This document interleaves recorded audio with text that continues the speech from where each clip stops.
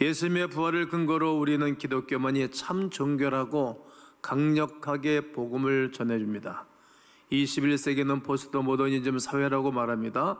그 대표적인 단어를 꼽는다면 다원주의입니다. 예술가, 학자 많은 이들이 다원주의를 좋아하지요.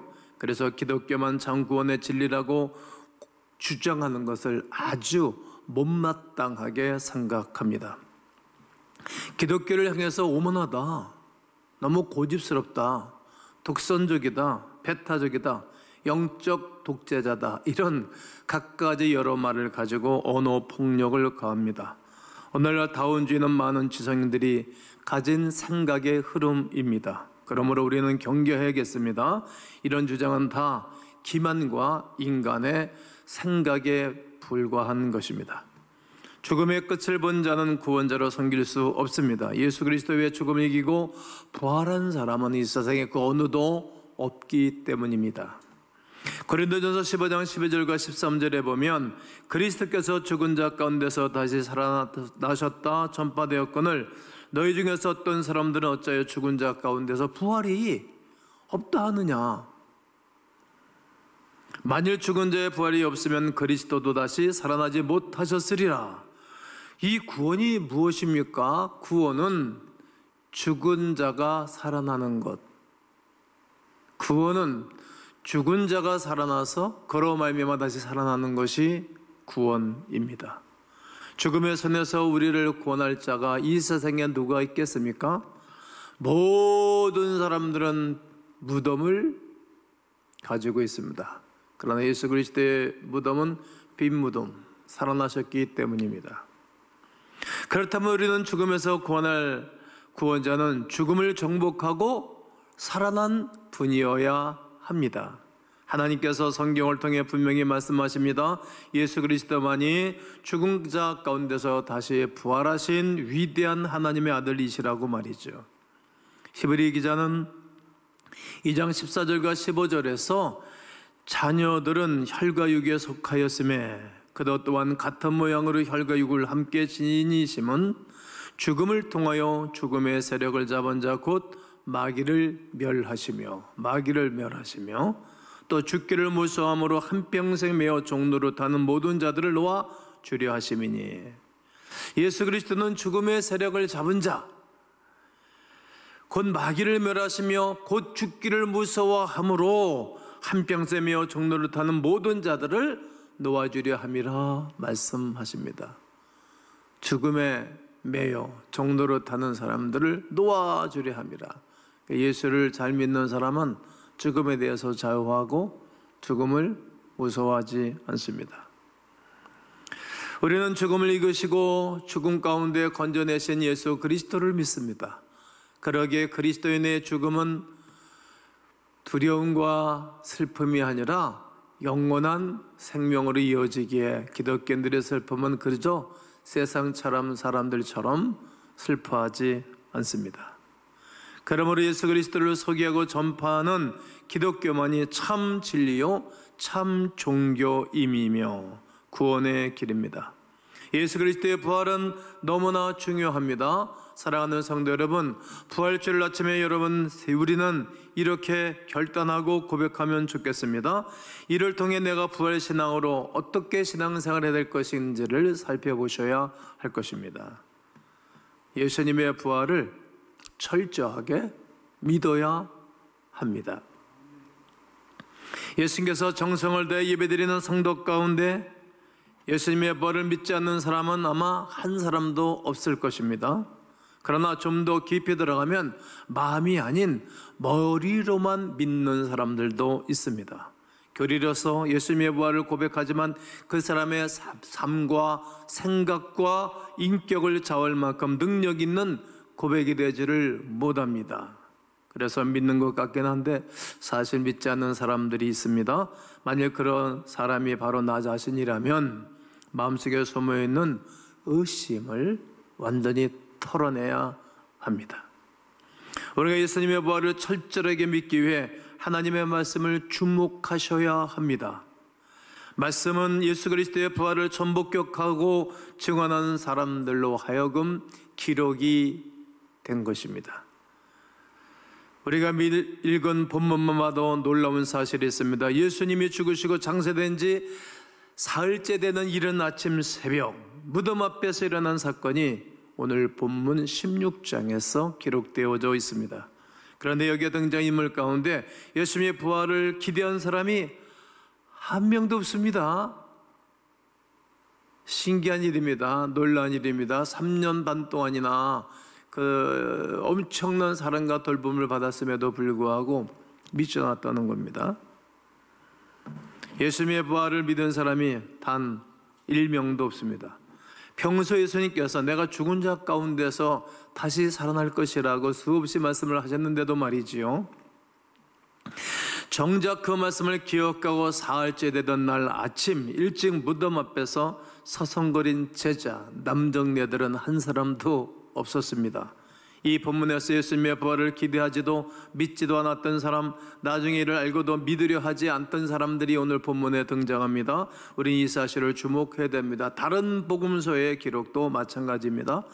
마가복음 16장 11절과 13절을 보면 그들은 예수께서 살아나셨다는 것과 마리아에게 보이셨다는 것을 듣고도 어찌 했다 그러죠? 믿지 아니하니라. 요즘도 예수님의 부활을 증거해도 들어도 안 믿는 사람들 있잖아요. 자기 아버지가 장로인데도 아이들 앉혀놓고 얘기해도 안 믿는 거죠. 그러니까 안 오는 거죠.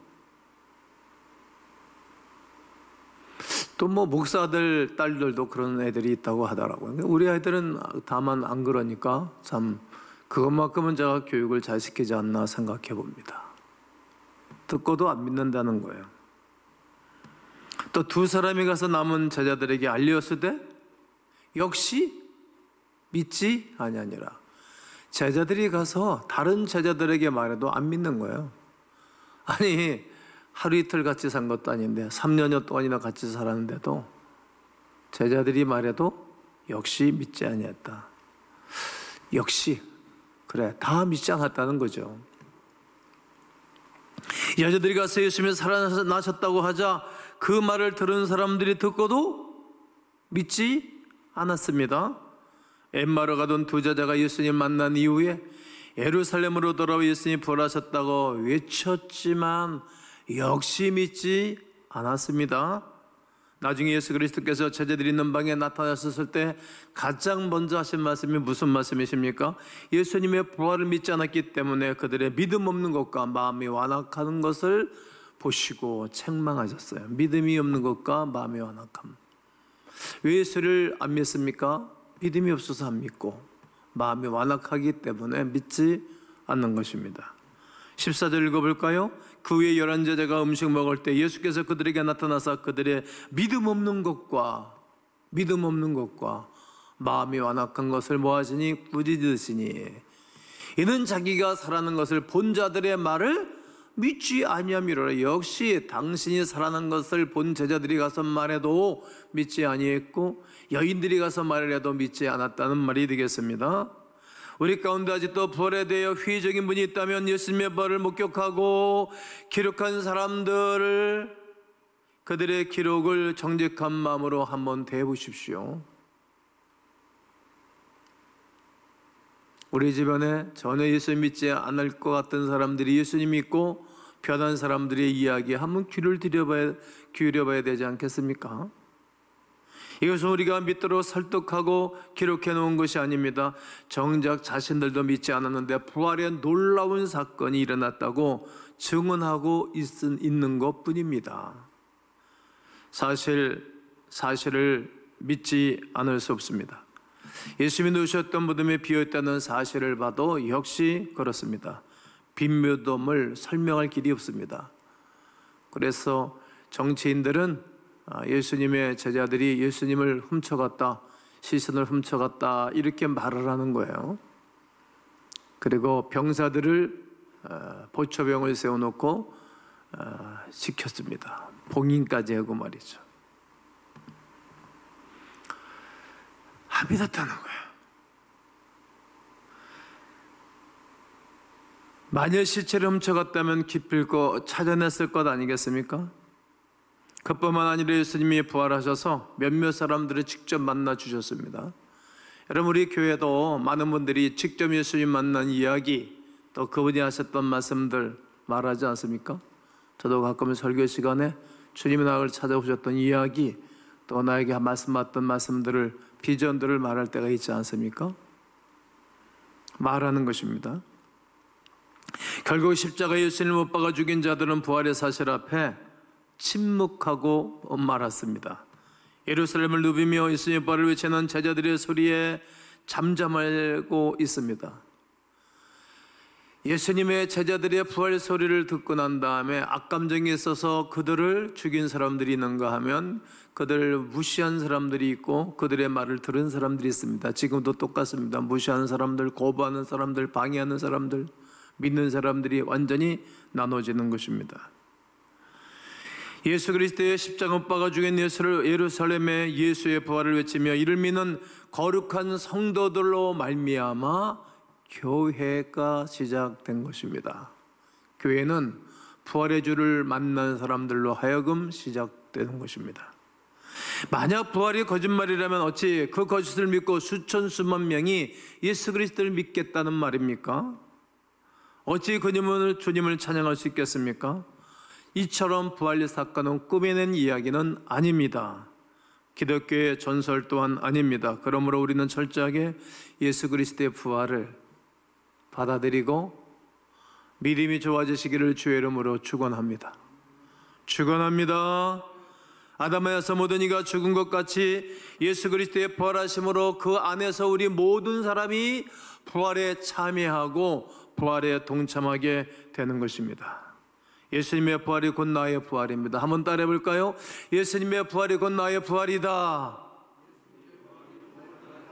썩을 것으로 심고 썩지 아니할 것으로 다시 사는 것입니다.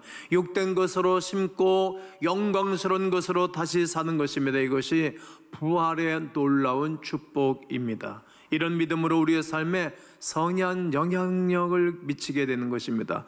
부활의 믿음이 최고의 영향을 끼치는 것입니다. 모든 보는 것이 달라지고 생각하는 것이 달라지고 모든 문제를 다루는 방법이 완전히 달라진 사람들입니다. 예수를 믿기 전에는 다 내가 하는 거예요. 다 내가 해결하는 거예요. 다 내가 고생하고 수고하고 얻는 거예요. 그러나 예수 그리스도 부활의 놀라운 능력을 경험하고 난 다음부터는 그분의 은혜로, 그분의 힘으로, 그분의 능력으로, 그분의 지혜로 살아가는 것입니다. 그래서 인생이 쉬워지는 것입니다. 예수 그리스도의 부활을 탁월하게 변론한 하버마스 박사는 유명한 무신론자였던 앤서니 플러 박사와 토론을 진행했습니다. 훌륭한 교수들 세워놓고 절대 예수를 믿지 않는 사람과 토론을 벌였습니다. 수없는 학생들, 젊은이들이, 똑똑한 젊은이들이 다 앉은 장소에서 말이죠. 그 두 사람이 예수는 부활했는가라는 제목으로 토론을 벌였습니다. 여러 대학에서 온 5명의 교수가 심사를 했죠. 그들은 중립적인 입장에서 누가 더 변론을 잘하는가, 우리 신학을 하면 변증학, 변론학 공부를 하기도 하거든요. 학문은 변론하는 것 아니겠습니까? 그리고 심사를 냈습니다. 공개 토론 현장에 많은 청중들이 참여하고 있었습니다. 열띤 토론 결과 5명의 심사위원 중 4명이 하버마스 박사의 손을 들어줬습니다. 자리에 참석한 청중들도 하버마스 박사의 말을 듣고 예수 그리스도의 부활에 대해서 정식으로, 정상적으로 믿고 고백했습니다. 그런데 그 이후에 그의 아내가 암에 걸렸습니다. 위암입니다. 손을 쓸 수 없는 만큼 병세가 악하여 아내는 서서히 죽어가고 있었습니다. 어린 자녀 넷을 둔 가장으로서 아내가 죽어가는 모습을 본다는 것은 이 세상에서 겪을 수 없는 지옥 같은 고통을 겪는 것입니다. 오늘 아내는 2층에 있는 방에 누워서 신음하고 있고 자기는 현관에 앉아서 깊은 고뇌에 빠져 있었다고 합니다. 근데 자신의 제자들이 전화를 했는데 이상하게 같은 내용 모두를 가지고 전화를 해왔습니다. 교수님, 사모님이 죽어가긴 해도 예수님이 부활하셨다는 사실이 기쁘지 않습니까? 부활이 있다는 사실이 기쁘지 않습니까? 그의 제자들이 여러 명의 학생들이 전화를 한 것입니다. 이 전화를 받고 정신이 번쩍 들었다고 합니다. 평생 예수의 부활을 가르치고 평생 예수 그리스도의 부활을 변론하며 수없는 많은 사람들이 예수를 믿게 됐는데 자기 아내가 병들어 죽게 된 상황 가운데 부활신앙이 아무런 소용없는 것처럼 깊은 고뇌에 빠져있는 자기 자신을 발견하게 된 것입니다. 전화를 받기 전만 해도 하나님 왜 하필이면 내가, 하나님 하필이면 왜 내 아내가 이렇게 암에 걸려 죽어가야 되는 것입니까? 이렇게 항변하고 있었습니다. 그럴 때마다 하나님의 대답이 똑같았다는 겁니다. 어떤 것입니까? 나는 내 아들을 사흘 만에 살려내지 않았느냐. 나는 내 아들을 죽음에 내어몰고 엄청난 십자가의 처형을 받는데 내어줬고 그리고 사흘 만에 다시 부활하지 않았느냐. 그런데 학생들의 전화를 받고 나서 하나님의 대답이 무엇을 의미하는지 깨달았습니다. 그렇지, 하나님은 예수님을 사흘 만에 죽음에서 살리셨어. 그렇다면 내 아내도 반드시 하나님께서 살리실 거야. 비록 육신은 죽을지라도 주님이 부활하신 것처럼 때가 되면 반드시 내 아내도 부활할 거야. 나도 죽고 나중에는 부활할 거야. 부활의 신앙이 그에게 확 밀려오자 정리가 되자 두려움도 근심도 아픔도 사라진 것입니다. 여러분 모두 부활의 신앙이 있으십니까? 나를 위해 살아나신 예수 그리스도가 여러분 마음에 계십니까? 죽어가는 사람 앞에 놓고 있으며 부활의 신앙이 나에게 힘과 기쁨과 소망이 되는 것은 차원 높은 세계입니다. 믿음이 아니고서는 이런 마음 자세를 가질 수가 없습니다. 그러므로 예수 그리스도의 부활을 우리가 철저히 믿으셔야 합니다. 철저한 부활의 신앙 말이죠. 어떤 상황에서도 부활의 신앙으로 좌절하지 않을 수 있기 때문입니다. 죽음 앞에 굴복하지 않기 때문입니다. 어떤 가운데에서도 어려운 가운데에서도 생명 대신 부활의 예수님을 찬양하게 되시기를 주의 이름으로 축복합니다. 우리는 예수의 부활을 담대하게 전해야 합니다. 오늘 15절에 또 이르시되 너희는 온 천하에 다니며 만민에게 무엇을? 이 복음을 전파하라. 죽은 자 가운데서 살아나신 예수를 전파하라고 오늘 본문은 말합니다. 복음이란 예수 그리스도께서 죽음을 이기시고 부활하신 이야기예요. 예수 그리스도께서 부활하심으로 모든 인류가 그 안에서 함께 부활하고 예수 그리스도께서 부활하심으로 모든 믿는 자가 영원히 살 수 있다는 영원한 복음을 전해줘야 할 사명이 부활의 주님을 만난 우리들이 해야 할 일입니다. 이것이 교회의 첫 번째 사명입니다. 빈 무덤을 본 자들은 남녀 없이 다시 예수 그리스도께서 다시 살아나셨다라고 이제 확실한 신앙 고백을 가지고 증거하기를 시작합니다. 이제 부활하신 예수님을 직접 목격하고 만난 사람들은 입을 다물고 살아갈 수가 없었습니다. 여러분 우리 교회 그런 분들이 많지 않습니까? 제가 21살에 교회 가서 22살에 예수님 1대1로 만나고 난 다음 40여 년을 예수님 부활하셨다 평생 증거하며 산 것 아니겠습니까? 제자들이 역시 믿지 아니라 이렇게 성경을 기록하고 있는데 그들이 다시 주님의 부활을 경험하고 난 다음 그들은 가만히 있을 수가 없었습니다. 그들이 이제는 죽음과 상관이 없는 사람으로 바뀌어졌고 로마의 권력 앞에 로마의 정부 앞에 굴하지 않고 지혜와 명철을 가지고 복음을 증거하다가 세상 권력자들 앞에 다 순교를 당했습니다. 순교를 당해도 두려워하지 않았습니다. 살려주세요 뭐 이런 거 아니었습니까? 그냥 당당하게 죽음을 맞이했던 것입니다. 영원한 도성, 영원한 하늘나라를 알고 믿기 때문이었지요. 우리는 두 가지 안목으로 역사를 볼 수 있습니다. 하나는 세상의 죽음, 고통, 죄악, 전쟁, 기아, 고통으로 바라보는 관점입니다. 이런 관점으로 세상을 보면 소망이 없습니다. 그러나 역사를 보는 다른 한 눈이 있습니다. 어떤 것입니까? 부활하신 예수님을 바라보는 것입니다. 부활하신 예수 그리스도를 바라보면 이 땅에 있는 모든 것들이 아무것도 아닌 것처럼 보여지는 것입니다. 왜요? 그분이 역사하시면 되니까 말이죠. 부활의 주님을 놓고 세상을 바라보면 죄는 반드시 정복합니다. 이 세상의 모든 악은 부활하신 예수님께서 심판할 것이기에 우리는 그분 앞에 올려드리는 것이지 우리가 심판할 자격은 없습니다. 고통받는 수많은 죄인이 용서를 받고 영생을 얻는 축복이 반드시 오게 될 것이기 때문입니다. 반드시 오는 것입니다. 영원히 하나님께서 영광받으시는 나라가 완성될 것이기에 우리는 믿음으로 살아가는 것뿐입니다. 예수의 부활로 바라보는 이 세상은 희망이 있습니다.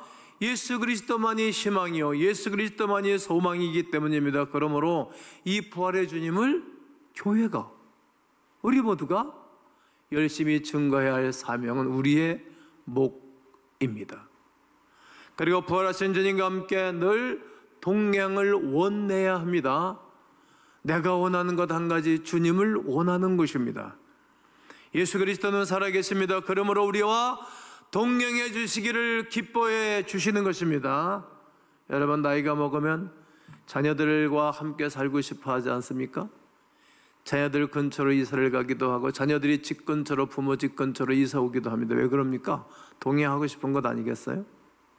동행 말이죠. 함께 하고 싶은 거예요. 하나님은 우리와 동행해 주길 원하시는데 이제는 우리가 믿음 있는 사람들이 이제는 주님과 동행하기를 원하는 것입니다. 부활하신 예수님이 가장 먼저 찾은 사람들이 누굽니까? 빌라도 같은 당시에 실세들을 찾아가셨습니까? 대제사장을 찾아갔습니까? 왕을 찾아가셨습니까? 온 세상을 향해 자신의 승리를 선포하지 않았습니다. 그런 사람들은 관심이 없었습니다. 예수님이 부활하자마자 제일 먼저 누구를? 막달라 마리아, 믿음이 있었던 막달라 마리아를 만나주셨고, 마리아를 만나주셨고 살로메를 제일 먼저 만나주신 것입니다. 소망을 잃고 슬퍼하고 눈물을 흘리고 있는 그녀들,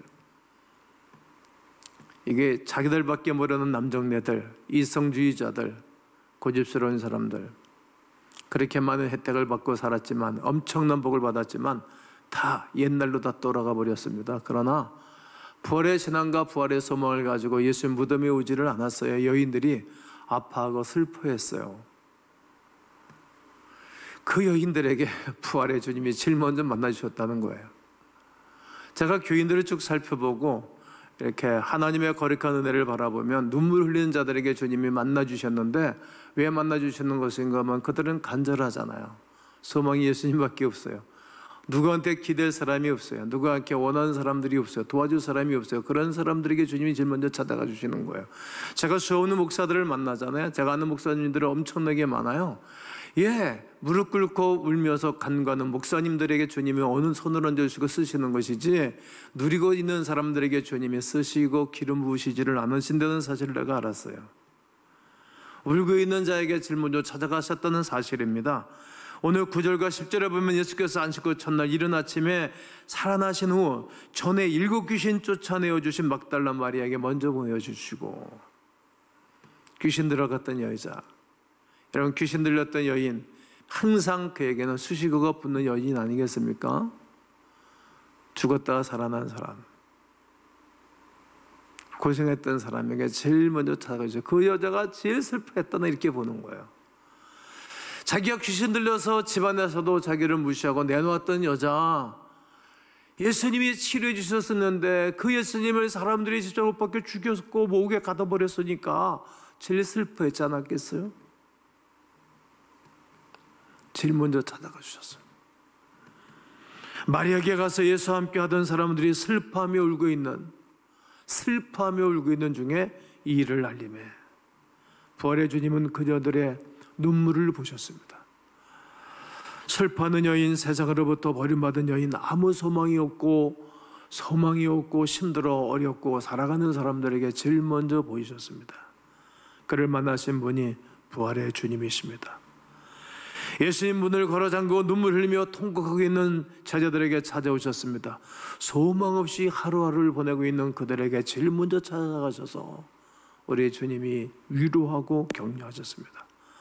예수님을 3번이나 모른다고 부인한 마음의 가책을 이기지 못해 번면하면서 갈릴리로 다시 도망치다시피 한 베드로를 찾아가 주셨습니다. 그리고 그를 일으켜 주셨고 쓰라린 기억을 치료해 주십니다. 끌어안아 주시고 바로 이분이 부활하신 예수 그리스도이십니다. 우리의 아픈 쓰라린 가슴 눈물 흘리고 있는 사람들을 주님은 위로하고 격려하고 새 소망 가운데 살기를 주님은 원하시는 것입니다. 부활의 주님에 찾아가신 사람을 보면 그분이 어떤 사람과 동행하기를 원하는지 알 수가 있습니다. 우리도 막달라 마리아처럼 눈물이 있는 사람들인 것을 내가 압니다. 인생의 좌절을 맛본 이들입니다.